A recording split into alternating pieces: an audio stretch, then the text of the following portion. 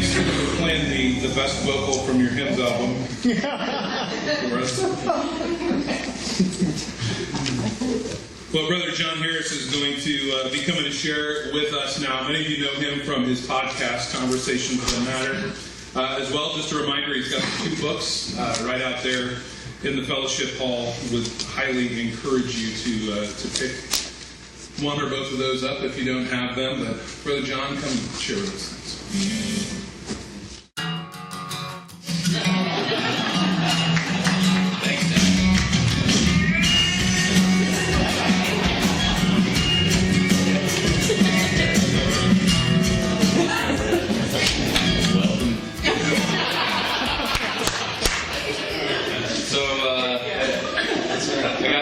For those who, how many of you have listened to my podcast before? Oh my goodness. Okay, well, you all are pretty well informed, and I'm probably, a lot of the things that I'm going to say, I might switch it up a little bit. Let me ask you this. How many of you have lost a friend or have a strained relationship because of the social justice movement? Okay, a few of you. Oh, okay, more than a few of you. All right, I'm raising my hand too. I'm grateful to be here. Thank you so much for coming out, and it's good for Brother Tim to invite me. I got to know him a little bit. Of course, he's the one that performed the theme song. He, I guess, I don't know how to take that. I guess you didn't like my version of it. You contacted me and you're like, hey, you want a better version of it? Sure.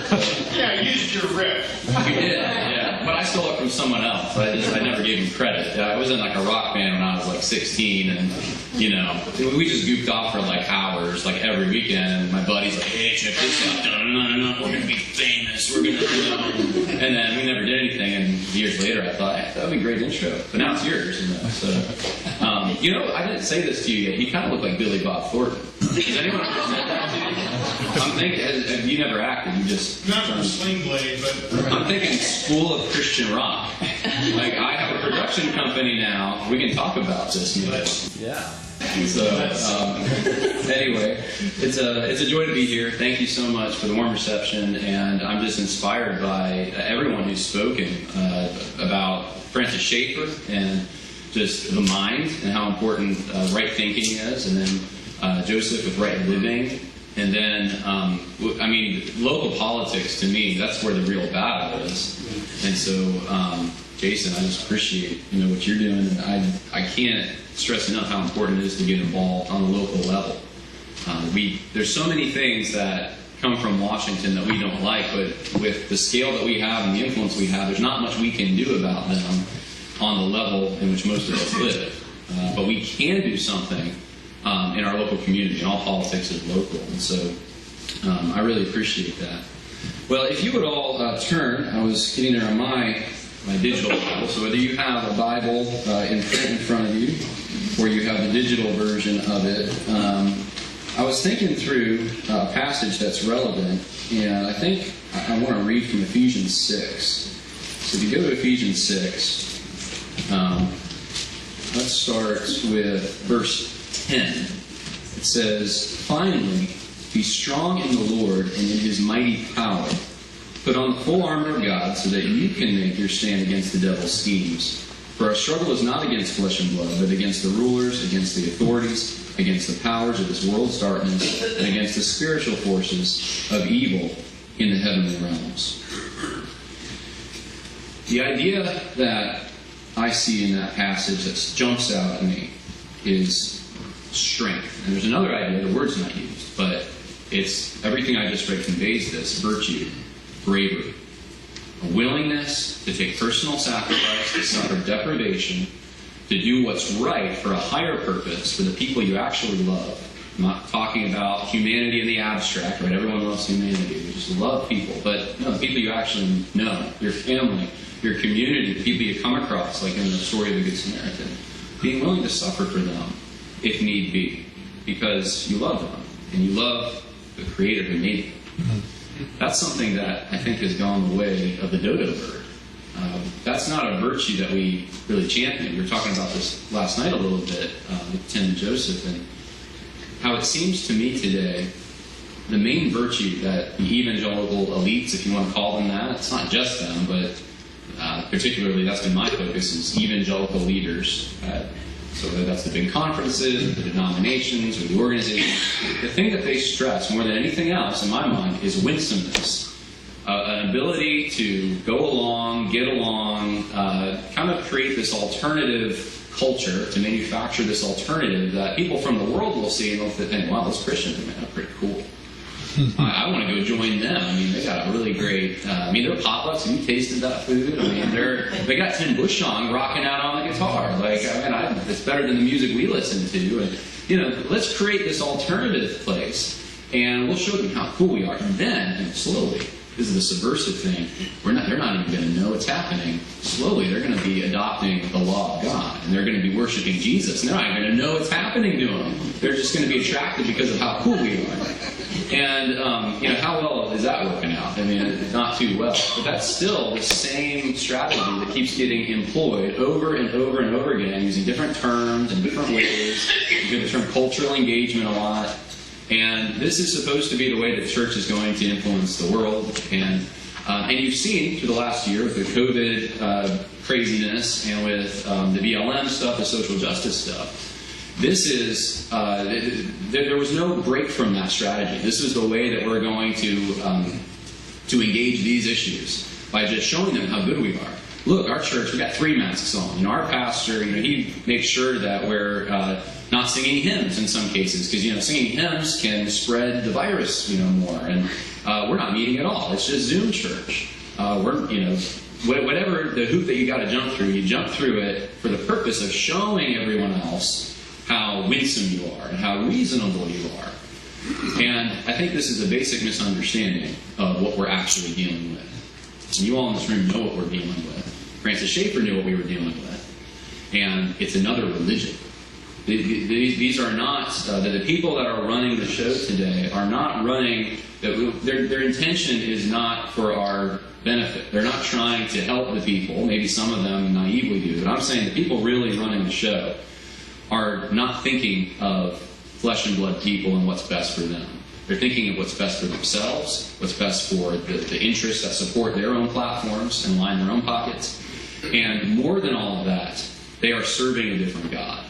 And if we understand that, if we understand that there's another religion, actually, that's competing with Christianity, then I think we can actually, it'll inspire the choices we make to be better ones. So rather than engaging with it, which is really more of a personality trait, this winsome kind of engaging thing, just be a nice person, we're going to look to virtue. We're going to look to being strong in the Lord, bravery, sacrifice. These are the kinds of things that people used to erect monuments to men who had these qualities, right? Monuments are ripping down now. But people who had bravery and sacrifice and self-control, the internal virtues, these were the traits that we want to pass down to our children. These are the things that would ensure our society would continue, that we would steward rightly, not just the ideas that we've benefited from and we've inherited, but also the land we live on, the tangible things that we've received, the resources that are allocated and passed down from one generation to another. Those things would be safe as long as there was a virtuous people. So we had to cultivate those virtues. And this was just standard practice up until very recently. Those virtues are gone now. Who are the heroes that children look to now? I mean, think of pop culture and the people that are promoted in the eyes of the world. They don't have virtue. In fact, just the opposite generally. They pride themselves on being able to get as much as they possibly can out of life and climbing up, whatever it is, the corporate ladder or whatever industry they're in, and hurting people along the way for their own self-benefit. And so this is a problem. We don't have heroes for the people in our society that need them to look to. And with the families breaking down, we don't have heroes in the home as much anymore. And so where does that leave us? Well, the elites in evangelicalism think that leaves us with pastors who are winsome. That's going to be the thing that's going to replace all this. And it's not going to work. And we're finding out, I think, that it's not working. So I would encourage everyone in this room, wherever you are, and I'm sure many of you are practicing this, be brave. The winsome thing, that's a personality thing. Think about something deeper. Think about actual virtue. Be brave. Suffer deprivations. Sacrifice yourself for the good of the people that you love around you. and be a good example, especially to young people, because they need examples to look to.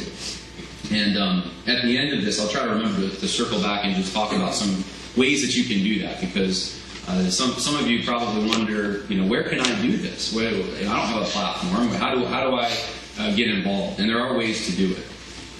So my goal in this talk, though, is to convince you of something. And some of you are already convinced along this way, so for some of you it'll be somewhat of a reminder. But I want to convince you that what we're dealing with now, whether it's the social justice issue or the COVID stuff, that it's actually a religion.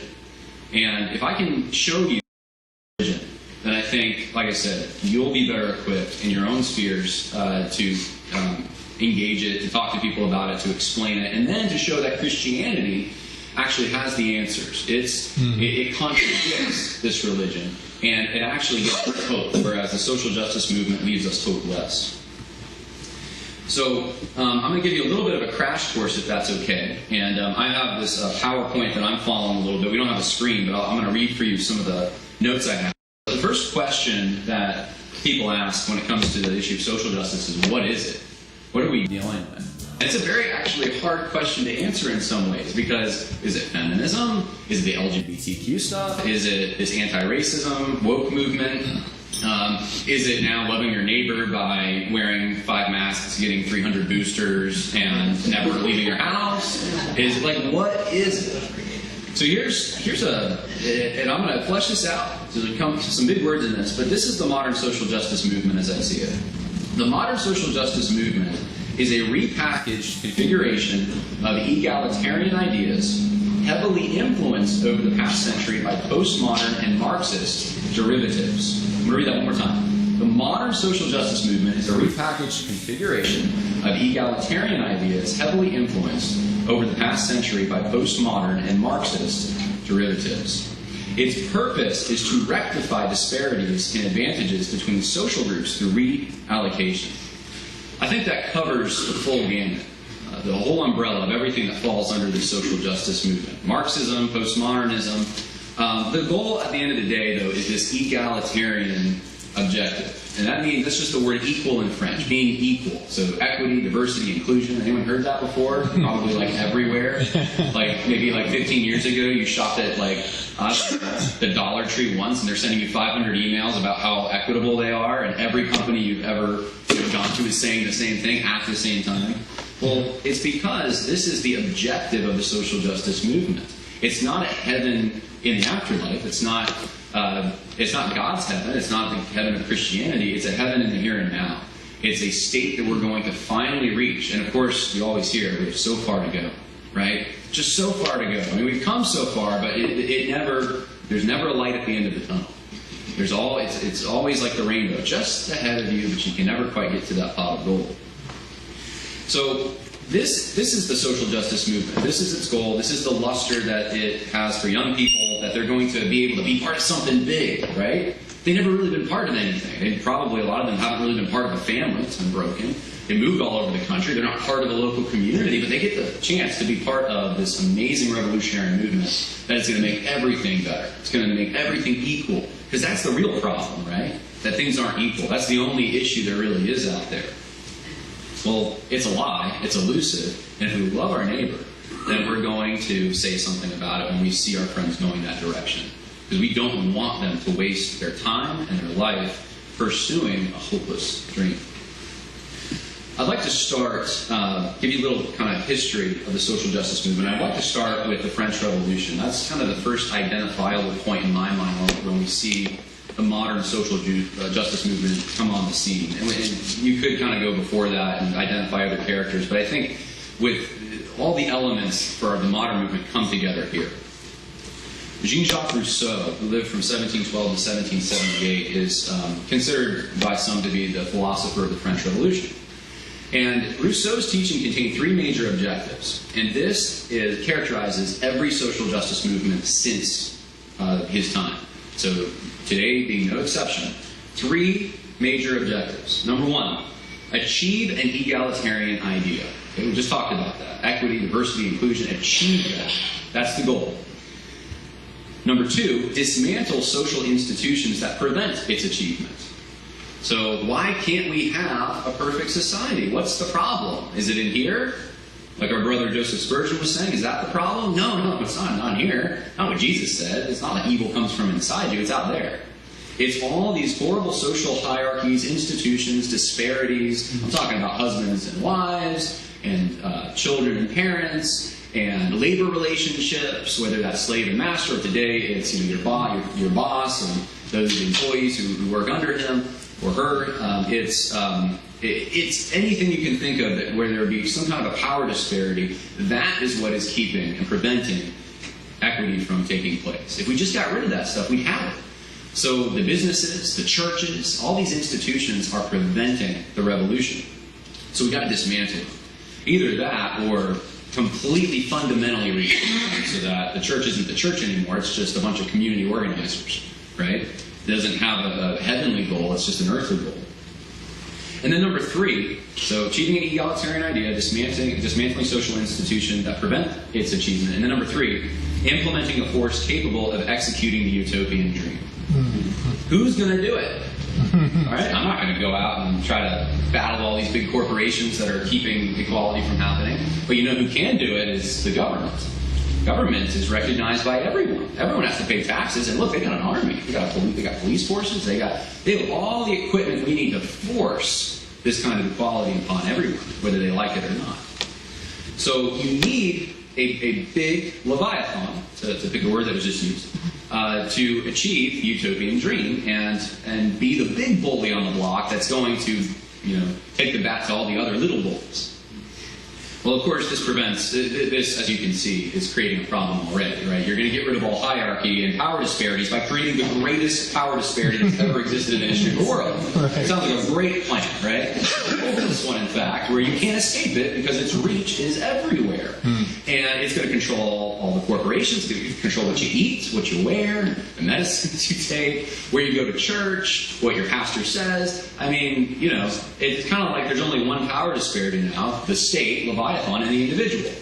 Because we're trying to eliminate families and everything else that supposedly enslaves you.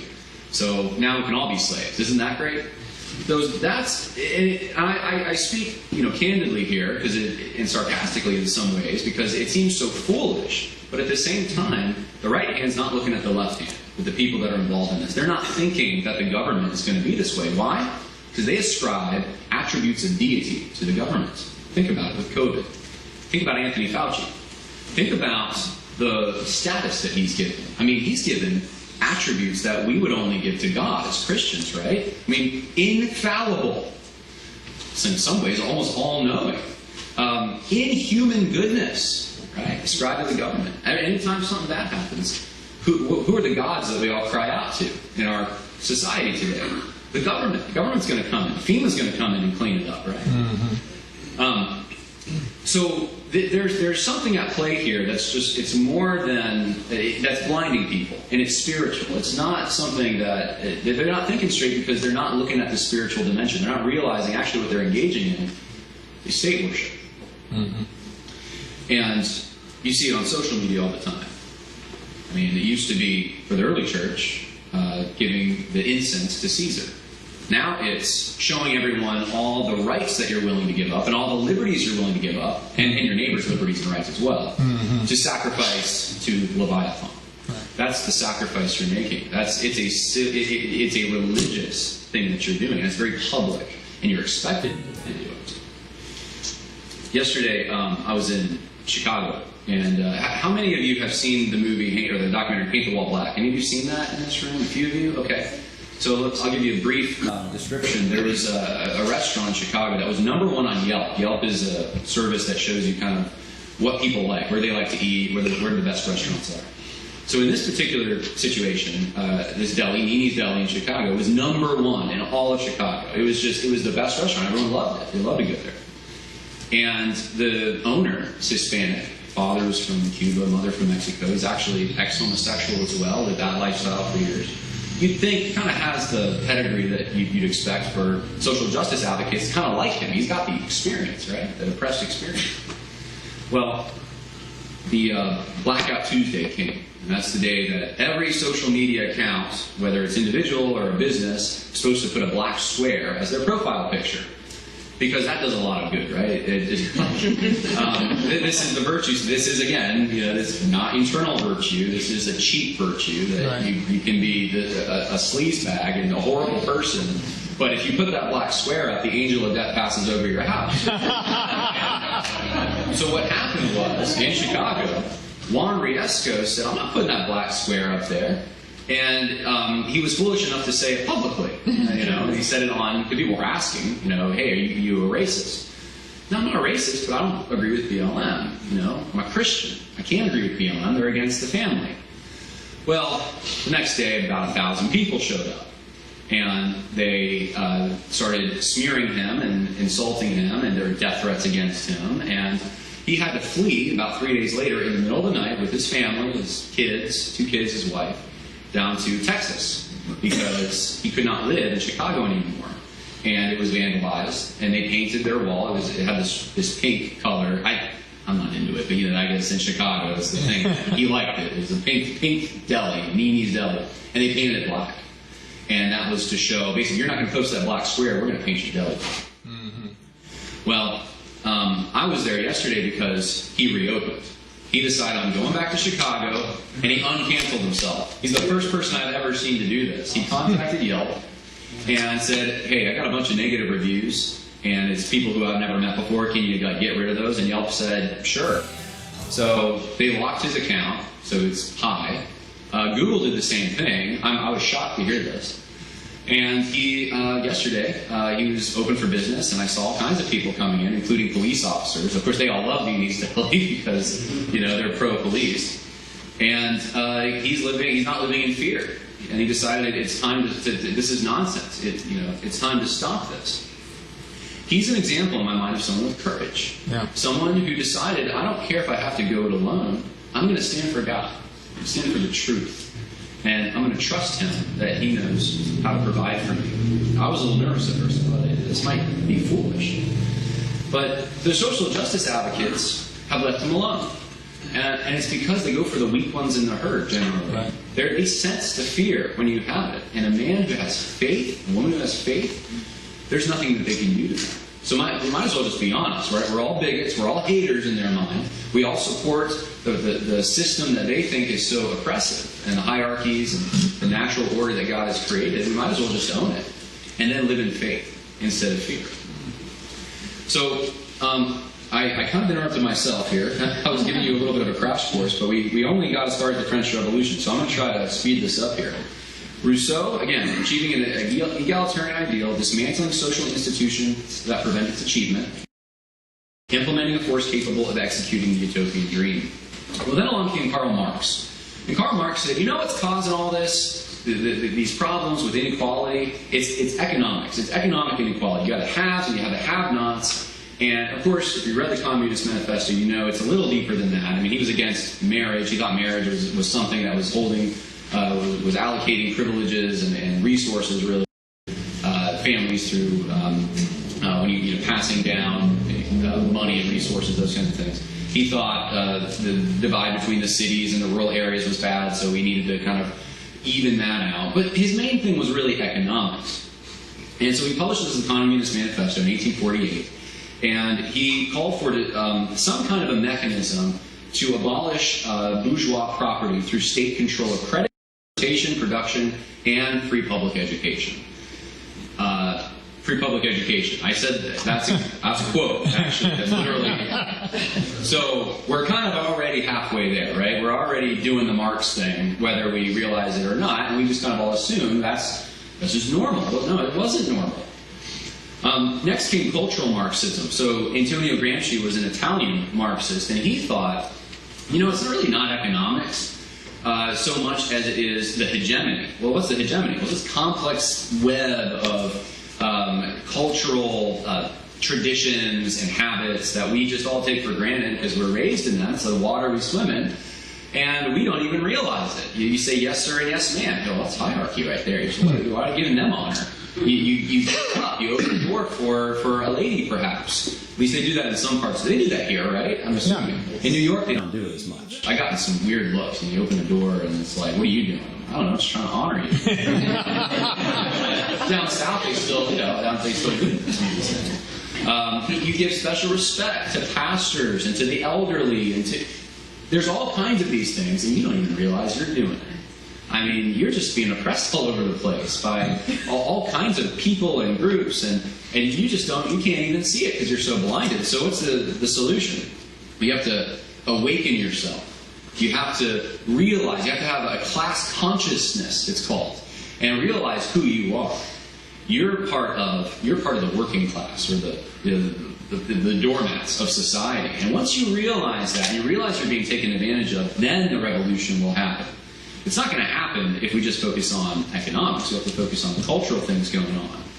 And so this, hopefully the image is starting to get clearer for you. This is what we encountered last year, the BLM stuff. It wasn't so much about the economics of it. It was about privilege, white privilege, right? It was about platform and influence and these kind of things. The Frankfurt School was actually very similar to this, started in Germany, and they drilled down deep into culture. This is where we get the New Left. And I'll mention one thing here, because I think this is important. Theodor Adorno's F-scale. He was a member of the Frankfurt School, and he created this thing called the F-scale that was very popular. He died in 1969, so to give you an idea where we are in history. In the 60s, this became a big thing that university campuses used in their psychology departments to determine if you're a Nazi, basically, if you're a fascist. So what are the things that determine whether you're a fascist? Or where you score on the F scale, because you can be either more of a fascist or less of a fascist. I guess we're all a fascist somewhere, but some of us are worse fascists than others. And things like, and certainly some of them we disagree with, they were wrong. Abusing your wife, that's kind of a bad thing. But loving your parents, make you a fascist. Making rules for your children. I mean, these are the kinds of things. Just living in a traditional home where you love your country means you got some fascist tendencies there. And this was the thing that was used to then, in academia, to categorize all kinds of people who weren't Nazis, whose fathers probably fought the Nazis, into being Nazis, right? I think through, if I had the resources, I'd love to do these parodies, like little short skits. And one of them I thought was transporting some social justice activists from today back to World War II. As the soldiers are about to storm the beaches at Normandy, and then the social justice activists are right there calling them the fascists. It would be humorous in my mind because they're actually fighting the fascists. But we've gotten to the point where if you're just proud of your country or willing to die for your country, you're a fascist. And this is why the left can call everyone under the sun a Nazi. Even though there's no connection to Nazism or any of that. They have a justification in their mind for why they're doing it. They have a grid that they're running everything through. And the Frankfurt School is what gave us that. The Frankfurt School, oftentimes the word used to describe what they did was critical theory. Now, the lights are probably starting to go on. Critical theory. Now, lately we've heard a lot about critical race theory, which I'll get to in a minute. But the Frankfurt School started this critical theory. We're going to criticize everything that's happening in society to show how oppressive it is. Now, the other thing I want to talk about is this critical theory, this neo-Marxism, cultural Marxism. This all kind of streams into today's critical race theory, but there's another stream coming in, and that is the postmodernists. And there's a lot of overlap. The Marxists influence the postmodernists influence the Marxists. I actually think of the postmodernists as basically, they just took Marxism farther. Because Karl Marx actually had some of these ideas. He thought the higher classes, they wouldn't know what to do to get rid of oppression. We had to get the knowledge of the lower classes, because they knew. They had that oppressed experience. They knew what to do. Of course, they only knew what to do after they read his books, and he wasn't in their class. So it's kind of... It's always ending up, there's an elitist somewhere who's trying to use the oppressed people as the front for what they want to do. But the postmodernists, French postmodernists in particular, highly influenced the critical race theory movement. So we have two that are the main ones, Jacques Derrida and Michel Foucault. Some people pronounce his name Michel. And just to give you an idea of when they lived, Jacques Derrida only died in 2004, and Foucault 1984. So we're getting up into present times now.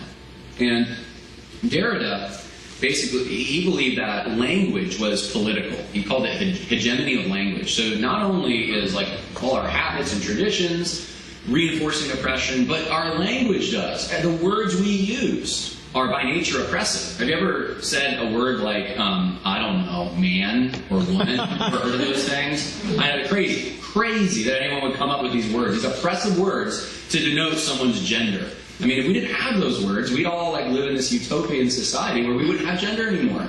There would be no disparities. So that's Derrida speaking to us from the past. Everything is subjective, everything is political, and our words reinforce power structures. And Michel Foucault basically said knowledge was this way as well. You ever heard the phrase, knowledge is power? Right? That's Foucault. Not everyone who says that is channeling Foucault, but that's kind of where the phrase comes from, is his thought. And he thought that knowledge was whatever knowledge that we had reinforced some kind of a power relationship. And so whoever controls the narrative, whoever gets to be the one that disseminates the knowledge and teaches the children especially, they have tremendous amount of power because they're setting the narrative up. And to some extent that's true. But he was a postmodernist, and so he couldn't see that there was actually an objective truth. That everything was just political and there wasn't any rock, hard, bottom truth. No capital T truth.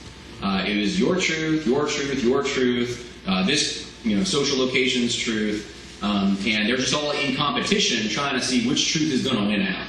Right? That's the world that we inhabit. So those things come together in critical race theory. Derek Bell, being the father of critical race theory, he was a Harvard law professor, and he basically said, there's a quote from him, that progress in the American race relations is largely a mirage, obscuring the fact that whites continue, consciously or unconsciously, to do all in their power to ensure their dominion and maintain control. So that whole civil rights thing, whole ending slavery, all that, meaningless. You're still a bunch of oppressors if you're white.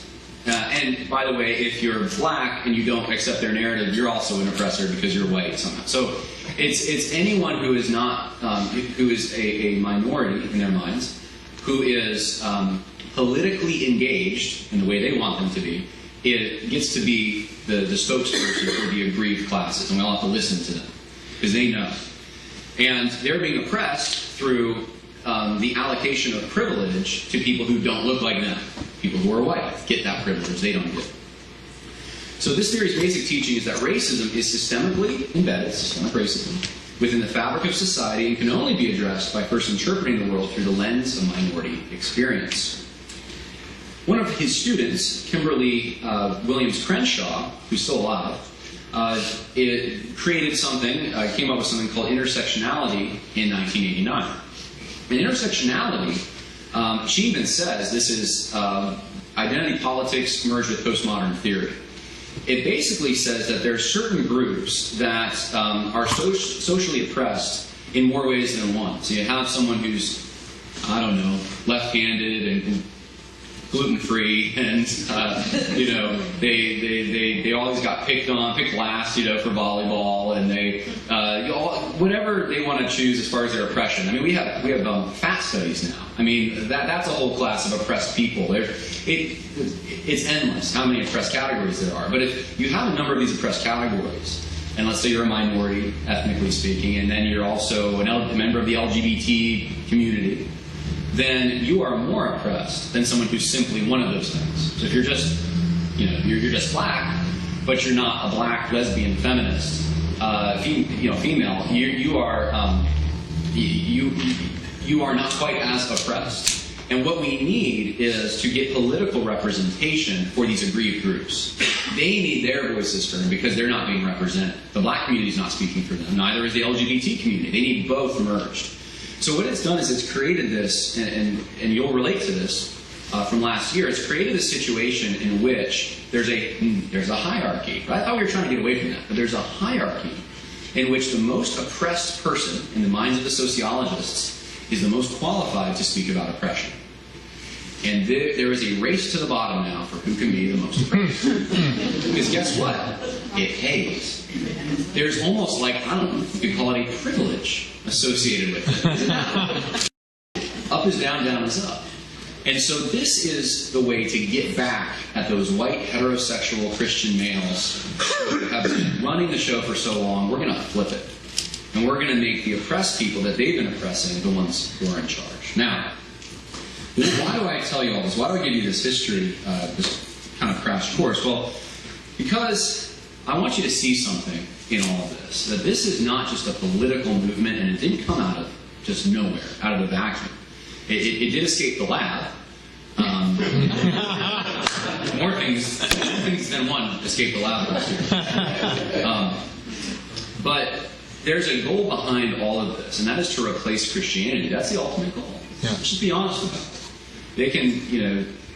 They can talk about how much they're against white people or heterosexuals or males, and then all the winsome Christian leaders can say, well, we're against them too. We're against white people. I mean, I'm not even white. I've shown my solidarity. I'll go to the protest and take a knee, and that's kind of like if you give them a moose a muffin. They're going to come to they're going to keep coming back, and then make you jump every time they say jump.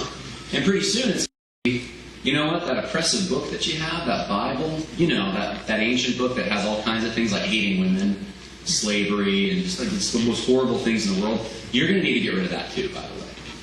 That's where this is all going.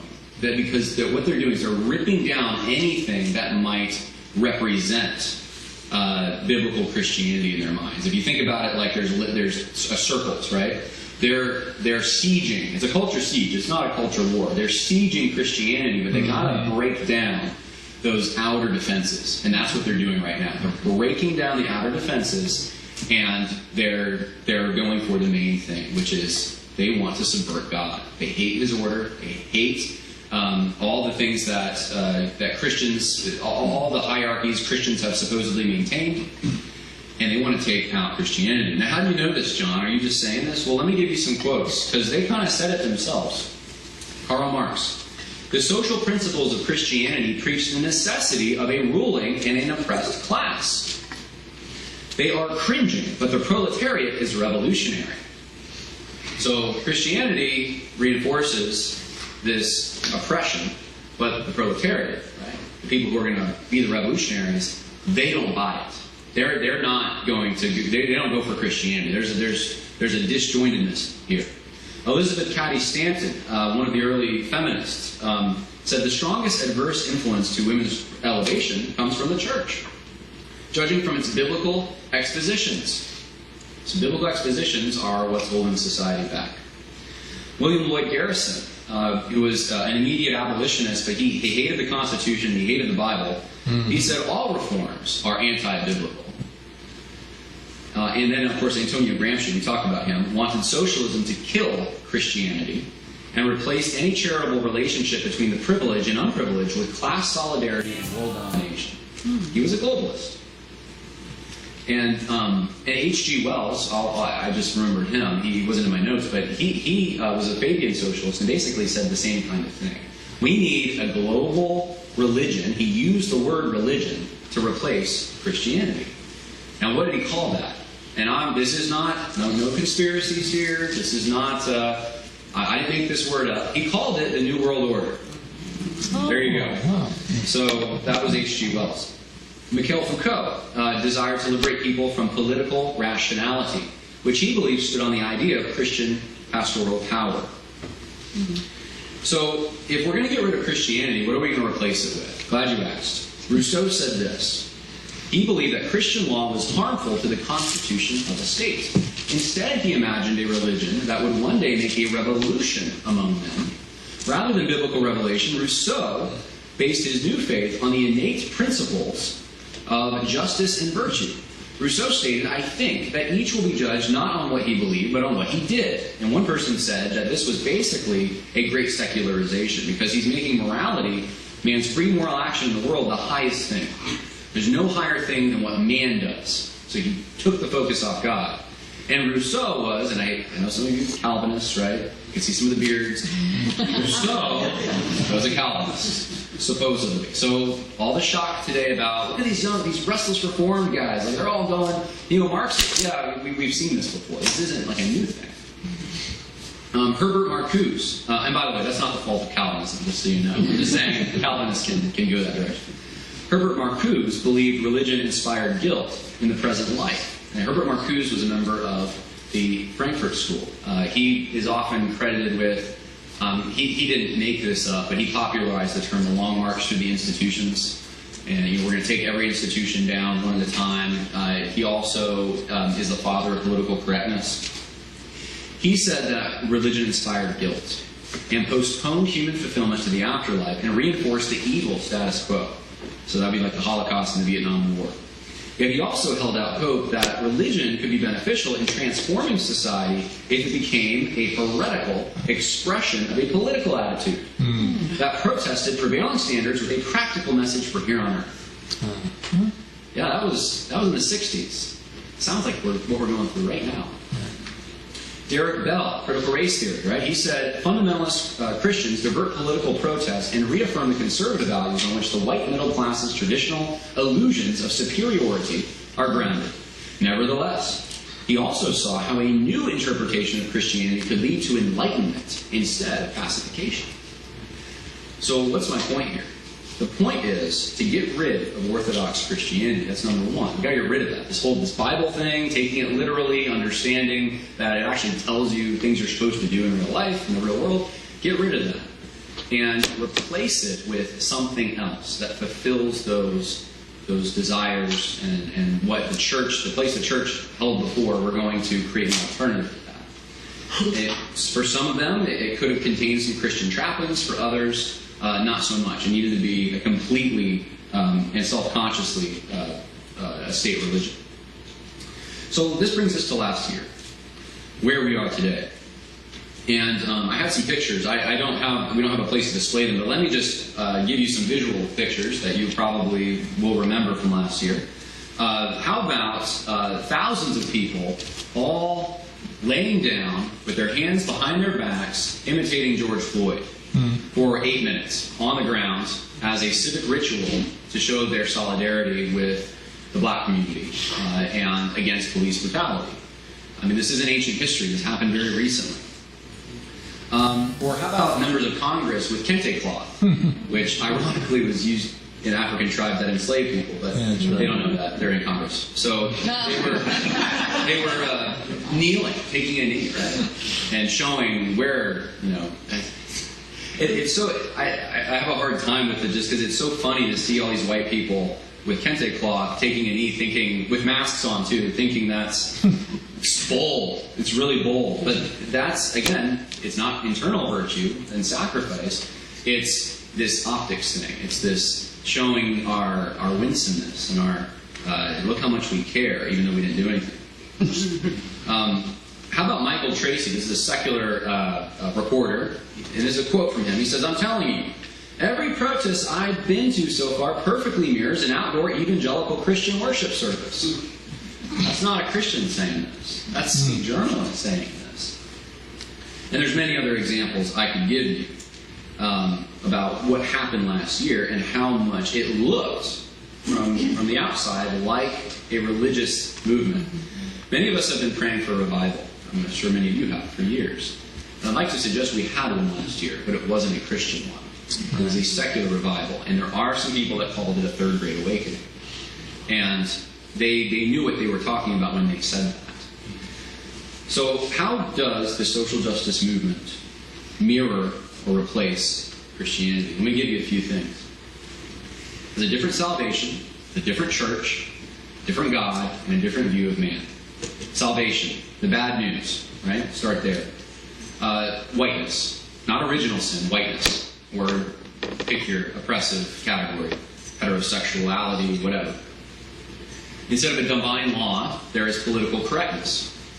Instead of judgment, getting canceled. Now, what's the good news, right? That's the bad news, because there's always oppressive people running around. We can cancel them. I guess that's good news, right? We try to get rid of them. Well, you can't cancel everyone. Juan Riesco is in business in Chicago right now. We couldn't get rid of them.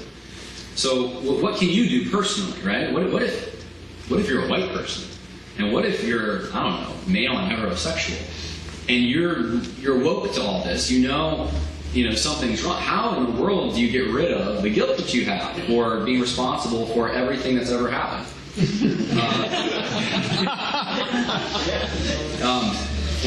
First you become woke, right? This is step one, right? So you're born again experience. I've seen the light. I know my sin.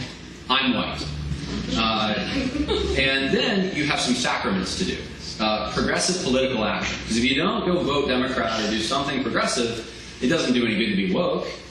And then the best case scenario is heaven will come, probably long after your lifetime, but at least at some point you will be part of the great narrative, the great story that took place in which social equity, inclusion, and diversity was finally achieved. And you will be part of it. So you need to be part of something. That's the best they can come up with. That's the best hope you have, honestly. There's nothing past that. So your actual guilt for real sin that bothers you every day, you'll never get rid of it. There's no expiation. Jesus isn't taking all that sin. I mean, you still have to bear it somehow. And you have to renew your commitment to the social justice narrative like every 10 seconds, or else you're a racist, right? So it kind of like expires and you're on this hamster wheel forever. You're a slave. You are a slave to the narrative. So there is no good news. When it comes to the church, assembling is the assembly we have here. Instead, it's activism. It's going out and it's raising the fist, all of that. Evangelism is like and discipleship, to be honest. Both of them are decolonization, implicit bias training. Some of you have gone through that at your jobs. 3 days of implicit bias training, and you feel how you get to find out how awful you are for who you are, and you better never cross HR. That kind of thing. And then, of course, God is replaced with, instead of God's providence and some of these attributes, we have social conflict theory. Instead of providence being responsible for your station in life, where you were born, who your family is, what your responsibilities are, what's expected of you, instead it's this social conflict theory. What really makes the world turn is white privilege and that kind of thing.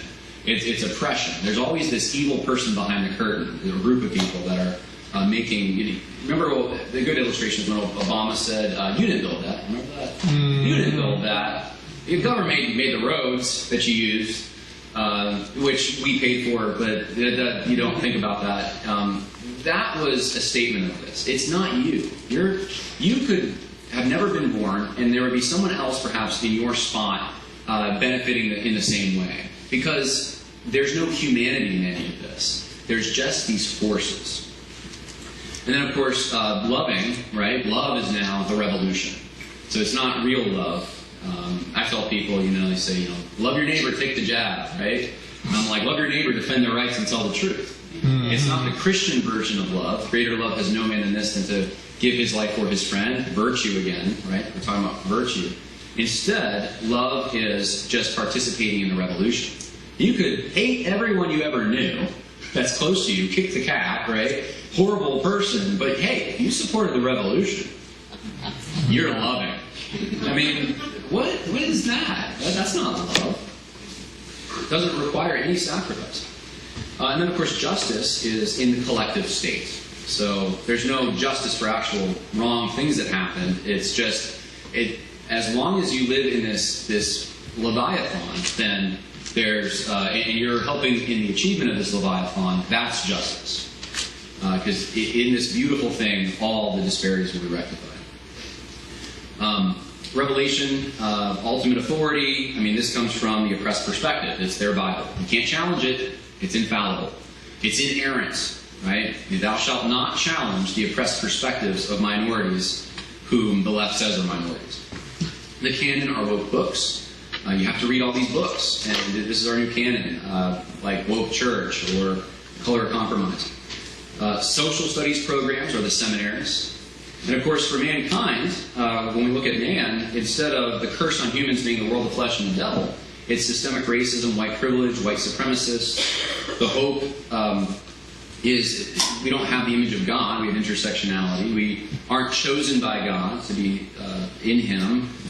Instead, you have to choose yourself to be a social justice warrior.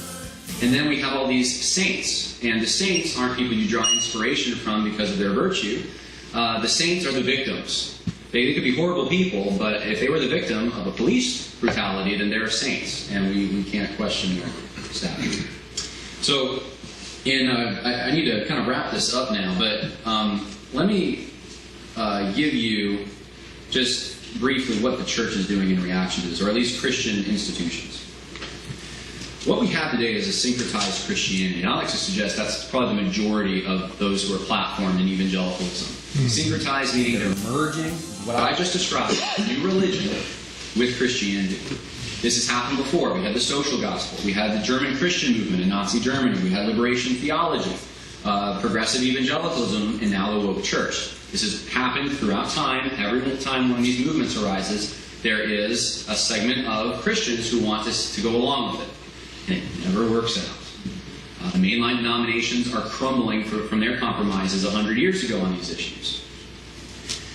That brings us to social justice. Now, I've been talking about this the whole time, but I want to give you the man who popularized the term.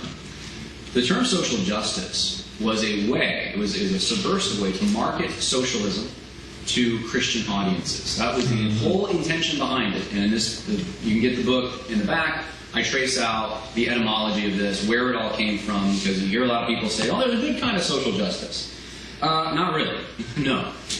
This was a way to get American Christians who did not like atheism, they didn't like immorality, those were both associated with socialism, to adopt the precepts of socialism by using a different name. And Walter Rauschenbusch, who went to England and was enamored with Fabian socialism, used the term social justice in his writings to justify Christianity, to justify socialism in Christianity, to make the case that to be truly Christian, to have the true gospel, you have to fight for social justice. It's not enough just to believe in Jesus Christ, His death, burial, and resurrection, by grace through faith. That's not the gospel. The gospel is, yeah, there's that, but plus some works. Got to do some things. Got to be part of the social justice movement. And we are dealing with that term and that the ideas that Rauschenbusch brought up. That's exactly what we're dealing with today. And he claimed to be a Christian. He was a professor of history in New York and very involved in Christian circles. And he is the one that made social justice popular. So it shouldn't come as a surprise that churches and Christians are adopting this, the ways to make it, if you look at the history of it. So what do you need to fight this stuff? You know, John, you've convinced us this is another religion. It's coming into our churches. What can we do? Well, two things you need. A basic knowledge of the gospel. You know what the gospel is. And then a basic knowledge of the errors of Marxism and postmodernism. If you understand that, then you can fight this wherever you are. What's the problem? Marxism, postmodernism, and the social justice movement have a different concept of truth, reality, justice, sin, virtue, and a different gospel that merges the works of social justice with the truth of the grace of God. And if you can identify that, if you listen closely to pastors and teachers and people who advocate this, you'll start hearing it everywhere you look. You start hearing, listen when they say the term gospel.